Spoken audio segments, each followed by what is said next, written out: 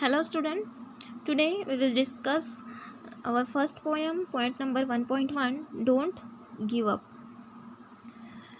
Phoebe Cary is the poet of this poem. So title of this poem is Don't Give Up. Don't give up means not give up. Uh, we can say also keep trying. It means हमें हार नहीं माननी है, हमें try करते रहना है. So we will discuss the meaning of this poem line by line. Okay, so let's start the poem. Our first answer is, if you have tried and have not won, never stop for crying. All that's great and good is done just by patience trying. So in this first answer, the poet says that if you have tried and have not won, if you have tried, अगर आपने try किया और have not one, आप कभी भी जीते नहीं. Never stop for crying, आपको स्टॉप नहीं करना है. You don't have to stop and cry.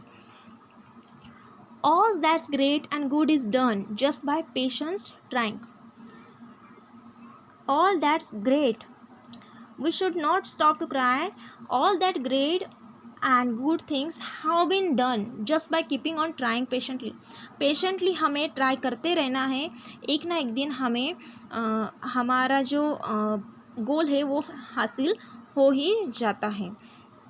So in this first answer, the poet encourages us that not to give up, and poet also says that we have to try to achieve something but not succeed it. We should not stop to cry. So next stanza is, though young bird in flying fall, still their wings grow stronger, and the next time they can keep up a little longer. Though, here though means we can use like parantu इस type. Young birds means जैसे आप students अभी young हो. Okay, so young bird यानी जो अभी पूरी तरह से रेडी नहीं हुआ है, वो अभी उड़ने के लिए फ्लाई होने के लिए वो मतलब सीख रहा है उस type. In flying fall, still their wings grow stronger. वो फ्लाई करता है, फ्लाई करते करते वो फॉल होता है यानी गिर जाता है. Still their wings grow stronger, और उसके जो विंग्स है वो धीरे धीरे स्ट्रॉन्ग होते जाते हैं. And the next time they can keep up a little longer, और नेक्स्ट टाइम वो उसके जो विंग्स है वो स्ट्रॉन्गर होते जाते हैं. और जब वो उड़ान लेता है तो उसकी जो उड़ान है, उसका जो फ्लाई हो वो और भी लॉन्गर हो जाता है दैन बिफोर. और next answer is, though the sturdy oak has known many a blast that bore her, she has risen again and grown loftier and prouder. Though the sturdy means here the meaning of this word sturdy means strong. Though the sturdy oak means साग का पेड़ होता है ना, साग का tree. Sturdy oak has known many a blast that bore her. Many the blast that bore her, मतलब जो वाइंड होता है,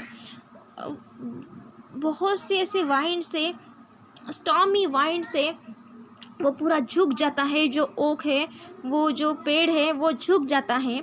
She has risen again and grown loftier and prouder. Here the meaning of loftier is taller and stronger. So ये जो पेड़ है, she उस पेड़ के लिए ही कहा गया है, ओक पेड़ के लिए. So she has risen again, वो अगेन राइज होता है, again loftier and taller and stronger बनता जाता है. और next answer is, if by easy work you beat, who the more will prize you, gaining victory from defeat, that's the taste that tries you. If by easy work, the poet warns us that no one will value us if we win when we do something that is easy. जब हमें कोई भी चीज़ easily मिल जाती है, हम उसका price नहीं करते, हम उसका वैल्यू नहीं करते. Gaining victory from defeat, gaining victory from defeat, जब हम हारते हारते एक दिन जब जीतते हैं, that's the test that rise you, that taste that shows our strength is one where we don't give up but gain victory after defeat, मतलब victory after defeat, मतलब हम जब हारते हारते एक दिन जीतते हैं तो वो जो हमारा जीतना है, वो जो हम हारते जाते हैं, ये एक हमारी स्ट्रेंथ है, शो ऑफ करने सॉरी टेस्ट है एक हमारी स्ट्रेंथ की. So okay students, I hope you have understood all the poem and meaning of this poem. So okay student.